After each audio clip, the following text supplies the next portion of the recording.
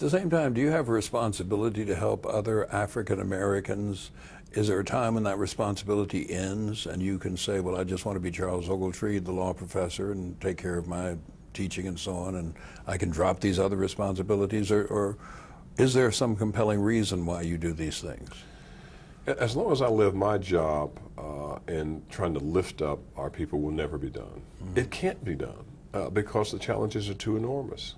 And I know full well that I'm not sitting here because of something I did in being a professor at Harvard with tenure, or going to Harvard, or going to Stanford.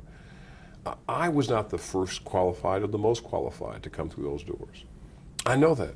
I know there were people who were extremely qualified who could not get in through no fault of their own. I know I'm standing on the broad shoulders of people who didn't make it across the Atlantic in the slave trade.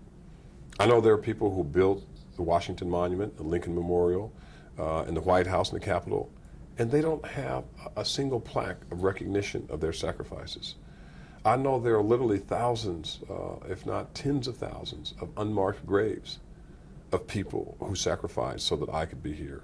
I know that blacks who couldn't read, who couldn't study, who couldn't own property, who had no rights, I know that they took those Bibles, they sung those Negro spirituals, those gospel songs, they made a way out of no way.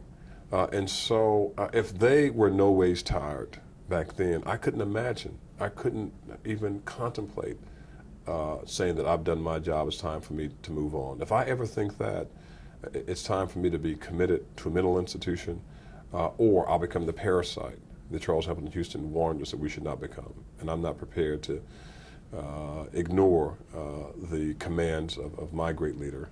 I want to be a social engineer until the day I die. I don't think there's any doubt of you ever being a parasite. Thank you for being with us. Thank you, it was my pleasure.